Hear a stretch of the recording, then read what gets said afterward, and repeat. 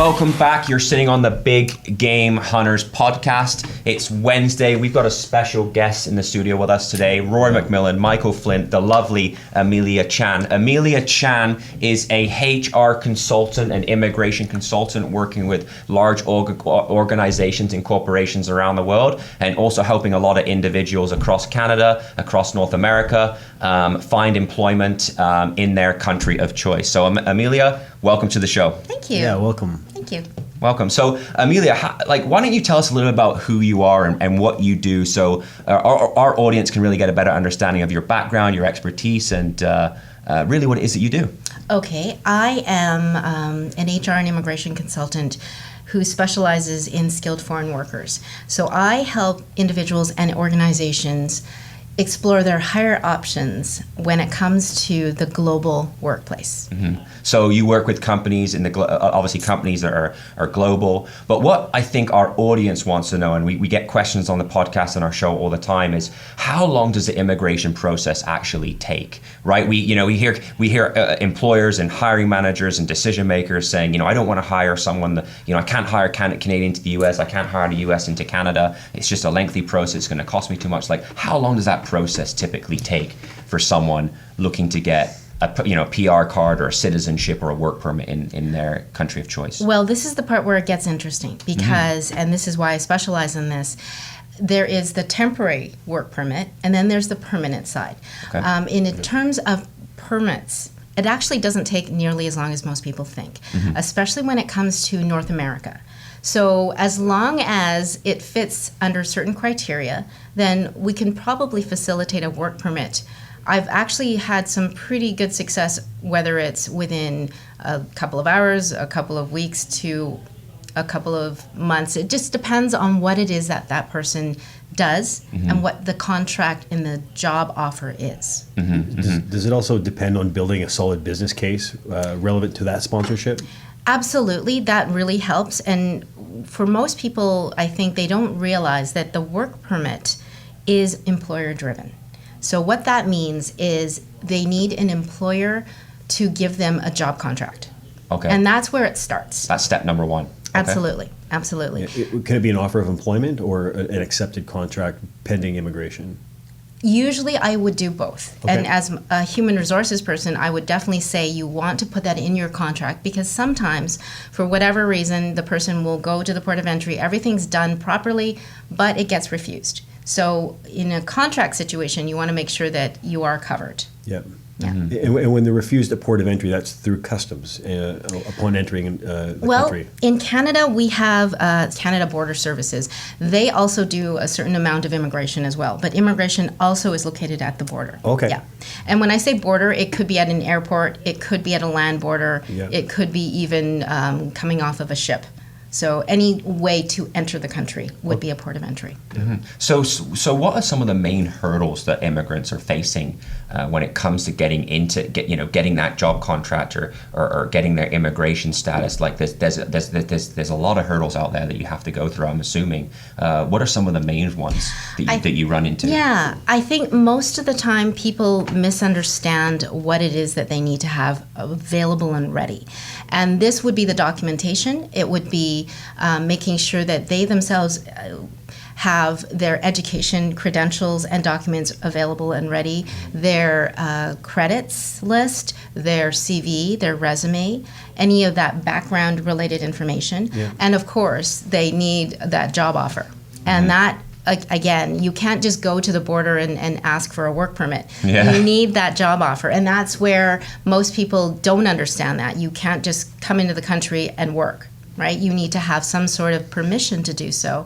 And in order to do that, you need that contract to kind of move it forward. Yeah, so there needs to be concrete paperwork solidifying that I want to hire X, Y, and Z person from this country to do this job task. Yes. So that's going to lead me into my next question, Amelia, is where are you finding the job? Like the jobs that people are applying for, obviously for different companies, different industries, it can be different, but are you finding it's mostly the tech talent that are coming over on the work visas because there's such a demand for technology jobs right now throughout North America?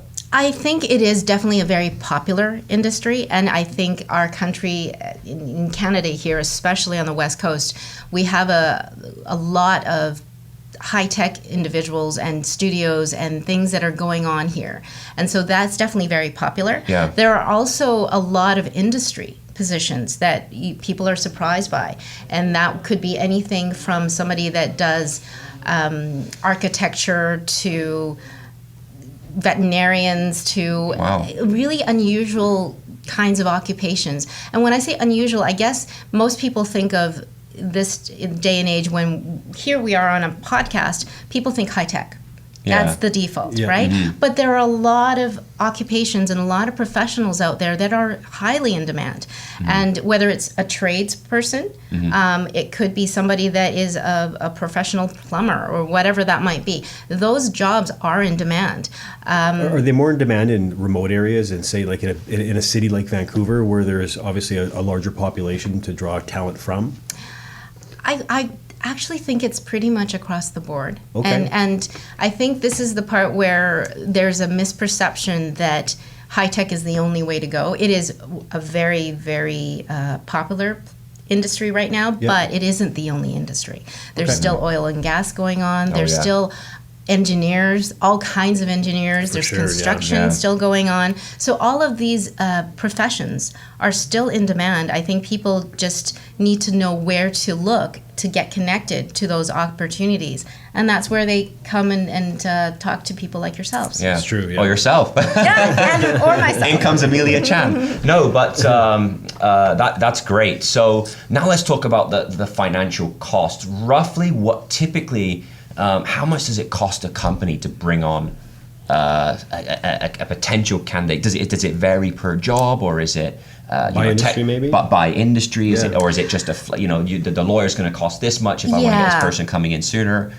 This is a really interesting question because of the fact that most employers don't realize that when you're relocating somebody, it's not just about the work permit. It's about all of the other related costs about relocating somebody and wanting them to be a part of your organization. And so what I mean by this is when you relocate somebody, normally they may have a spouse. They might have a family. Yep. And if it's a skilled professional that is a talent that is in demand, they have lots of choices. So if you don't support the rest of their relocation, and this is where global mobility comes in, if you don't support helping them get settled in, if you don't see if whether or not it's a good fit for them, those are the costs that most people don't think about. Not only are we talking about financially, but we're also talking about ultimately retention, absolutely, because you're going to go to a lot of trouble to source that person, find that person, hire that person, and then afterwards, if they don't work out, it could be really impactful and not in a positive way. And then the cost around that. And so coming back to the actual financial costs, yes, obviously the cost of the permits and getting the specialist to help you get them a work permit is one part of it. But most of the time, it's actually the cost of moving them, the cost of helping them get settled, and all of that. That's actually where the most of the costs come from. So usually when I deal with employers, I need them to understand that the commitment isn't just about we've identified somebody. It's we've identified that person and, how are we going to make sure that we onboard them properly?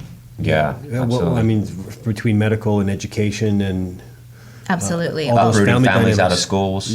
Is that family dynamic or having maybe some community support on the other side? Like, for example, moving from the United States to Canada, if you have a family unit here, whether that's relatives, or maybe some shared interest in some sort of community projects, or even like a church or something like that, do those things come into play? Those are huge, and for me, one of the biggest things about that is that, again, people assume just because I speak the language that I will automatically be able to fit right in right away. And so not having the local support, and whether it's a family unit, whether it's extended family or friends even, it can be very, very overwhelming. And so for me, I've always focused in on the full family unit because, again, if you have a spouse that's coming along, even if they are able to get a work permit, let's just say, they are suddenly having to redo everything. And my analogy to this is oftentimes we will move. If we go to another neighborhood, sometimes it's okay because you can keep your same, grocery stores. You can keep all of those things. Routines, but think about it if you were in a different city. You don't know where to get your haircut. You don't know where to find a doctor. And yes, you speak the language, but still, it's a lot of work to reestablish those ties. Yeah. And for most of us, those ties are meaningful for more than just the fact that they're convenient. That's what our emotional support comes from. Oh, sure, social. Right? Yeah. Social. And usually when a relocation or a foreign worker does not work out, a lot of it has to do with the family. The fact that the child may not, their children are not adjusting. Their spouses are unhappy because they may have had to give up their career to relocate to a location where they may not be able to do the same kinds of work that they were doing before. Yeah. And so this is the bigger piece and the more important piece, I think, at the end of the day. Yeah, and I know how challenging it can be, when I was at a young age, moving from school to school, and as I got older, the driver's licenses, the social insurance numbers, where's my family doctor going to be? But you're lucky, though, because your wife's a hairdresser. I've moved to different places, and the trial and error in finding someone that can cut my head, I'm telling you. Well, we don't want them to cut your head, but Well, yes. To keep looking like this, it takes a specific hairdresser. That's a relationship that you need to have where you live. It's like, telling you. It's the simple things, right? And we take that for granted. But whether it's your favorite foods or whether it's being able to find the church and the community of people that you normally like to associate with. Gym or sports it's hard. hobbies. Absolutely. Yeah, so sure. these are important considerations when it comes to not only the employer side, but also the person that's relocating. Yeah. When they make a big decision, and especially, again, back to talented folks, they have a choice.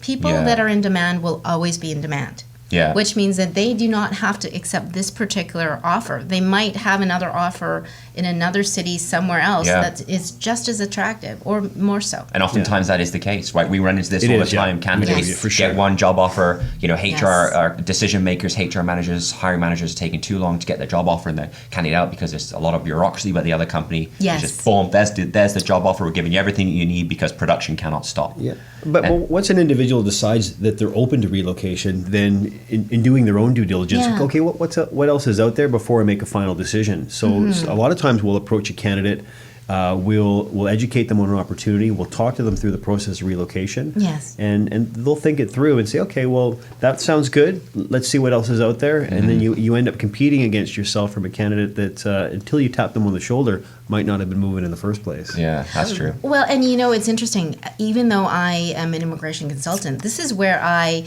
partner with the recruiting team and the talent acquisition team to help understand what it is that we're bringing this person in for. Because if they're as talented as the employer believes and really wants to bring them on board, then we work together to make sure that they feel comfortable in understanding what the immigration process looks like and how that will affect them in a practical way so that when they make that decision, they're happy, not just because this is going to be a great employer that they're signing on for, but also that the rest of the team is helping them relocate smoothly. Smoothly, yeah. And that smoothly is a big part. Can an employer have that potential immigrant, before they come over, get them to pay for their immigration costs? Or is that mostly on the liability of the company? Because we see candidates saying, I'm willing to pay to get into this country. If I can get a job offer, I will pay the immigration costs. I know that I'm qualified for the job. I know that I can do the position. Who's responsible for this is a really interesting bill? question, and I can't say that I know for sure what the official answer to that is. I know as a human resources person, I would say it should be the employer paying and not the individual. It looks more credible too, though. It is. Credible commitment. Absolutely. And and this is something that I do caution individuals with. If somebody's making you pay to work for them, it doesn't sound legit. That's school. It's called school. Because there's a lot of shams out there around immigration. You see it in the news. You see it in the United States. Shady. So beware, right? Beware. And actually, I'm glad that you mentioned that, Rory, because when it comes to immigration consultants that sell a job to an individual, that should not be happening. Mm-hmm. It's the employer that wants to hire you that truly will help you with that process that's going to bring you aboard. Okay, interesting. So it's the HR or the immigration consultant's responsibility to help smoothline the process. Yes. Okay. I think more importantly, regardless of the number of steps, it's understanding and at least having an idea what the overall process should look like. Yeah. And for the individual, that is really powerful for them to be prepared so that when an employer wants to hire them on, they can have that conversation of what their needs are going to be. Mm-hmm. And that way they can plan ahead for the timeline. Mm-hmm. In terms of how long could it potentially be before I'm actually able to hit the ground running. Yeah. What documents and what supporting evidence I'm going to need to be able to put as part of the package. And also, what are the needs of that family and that individual coming on board? Because when you make an offer, you want to be very sure that the person's going to be excited about wanting to join that employer. Oh, of course. And in order to do that, that is part of their concern. Yeah. If I have to relocate my family, one of my big concerns is my wife or husband or child, are they going to be happy? Are they going to be taken care of? Yeah. If they're not, I'm probably going to turn you down. Yeah. Yeah. That's true. That's part of the recruiting process. Yeah. Sure. Listen, right? A happy home environment is... Absolutely. Happy wife, happy life, they say, right? You need to make sure everyone's happy. And because it's a big move. Relocation country to country is not cheap. It's very expensive. And if you cannot, if you're an employer, you're a hiring manager, your company, and you cannot hire that specific talent, or you've exhausted all of your resources within Canada, and you have to look outside of your internal network, then it's a big part of the picture. Yeah, but if also if you're that candidate, you don't really want the headache or the uncertainty of your family unit being left in limbo, because of course career is important, but you want that stability back home to enhance the fact that and these people have options, right? So and this is why I often talk about the HR mindset, right? You have to bring it back to the people. If you understand the people and you understand your people, you're going to have a much better chance of things being successful. Yeah. And as an employer, if you don't understand what your culture and your business is about, you're going to have a lot of trouble finding the right people to join you. As an individual, if you don't understand what values are important to you, you may not be accepting the right job offers. Even if it sounds attractive, it may not be the right fit for you. Yeah, and we talked about that in another podcast show, we right? Do, yeah. Don't always jump at the offer that's the most money. Look at the whole bigger picture. The big picture. Right? The whole bigger picture. Yeah. So I have one other question for you, Amelia. Let's talk a little bit about express entry. How can that help foreign workers fast track that process? Well, first of all, express entry is, most people misunderstand what it is. It's actually not necessarily faster. Express entry stands for expression of interest. And the government did an amazing job in marketing it. And it is faster than your what the permanent immigration used to be. But it depends on whether the person has an invitation to apply first. So yes, it is faster. And yes, they are turning around those applications within about 60 days to 6 months. That's what they're promising if you get the invitation. Fast. The key, though, is most people don't know how to get the invitation. Mm-hmm. And that, again, goes back to the job offer. The company, the employer. Interesting. Amelia, one thing that I found very interesting just this past week was after Super Tuesday in the United States, the Canadian immigration website crashed because of the amount of Americans that were typing into their Google browser how to move to Canada.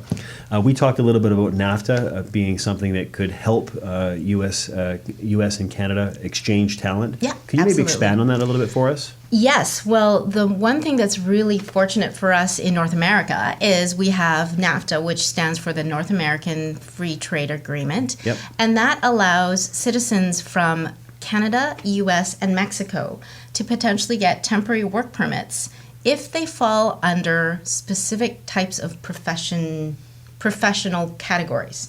And that would be occupation-based. Okay. So if they have a job offer from a Canadian employer, then they would be able to potentially apply if their job is pertaining to one of those professions. There's a list about 60 occupations and professions, yes, and that would include anything from somebody potentially being a medical professional to a graphic artist to, I think they have veterinarians. They have a lot of what I call traditional occupations. So people that are professionals that have the education credentials and the experience. If they have a job offer, they probably would be able to get a work permit relatively easily. Okay. Now, I think I asked a question earlier on about placements within a bigger city versus remote placements. Specific to remote placements, especially for highly skilled or like a medical professional or veterinarian, would there be a preference if that community needed that talent to streamline that application? Well, what's interesting is if we're applying under something like NAFTA, the application itself is very straightforward already to begin with. You actually just need the job offer. Okay. It's when you are dealing with occupations or citizens where we don't have any special programs to work with. So if we didn't have a NAFTA available, then that process is a lot more complicated. So getting a work permit, if you have a free trade agreement, is easy. But if it's something where there is no special program, such as a free trade agreement, then we'd have to deal with something called an LMIA. Okay, and what is that exactly? That stands for Labor Market Impact Assessment. And this is, again, job offer driven, driven by the employer. And this is where it does get a lot more involved. And the employer definitely has to be the one taking the initiative, and they have to do it first. Whereas in a free trade agreement situation where you're dealing with NAFTA, the employer is involved, but not in terms of the recruiting and that sort of. They don't have to prove the recruiting. LMIA, they do. Okay. Do employers that are looking to hire a specific type of talent need to have that job posted for a period of time and justify that they cannot hire someone with this skill set and these capabilities within their own country? Yes. Prior to hiring an immigrant? When it comes to the LMIA, yes. When it comes to a free trade agreement, no. Okay. So if they are bringing somebody in on a free trade application, so a NAFTA applicant, somebody that is eligible for one of those categories, they do not need to prove recruitment. Okay. So that really makes a really big difference and not only facilitates the process, but speeds it up a lot more. Okay. How can people find out about you, Amelia? Where can people go to check you out? You can find me at hr-options.com or Amelia Chan at hr-options.com. And I'm actually on Twitter as well. What's the handle? Can't remember. At Higher Options. We'll plug it in the comments. We'll add that in, We'll plug it in the comments. Make sure you guys subscribe to us. We're on iTunes, SoundCloud, Stitcher Radio, YouTube. We're bringing you shows like this each and every week. Thank you to our audience, our community for tuning in. And we'll see you next week. Thank you.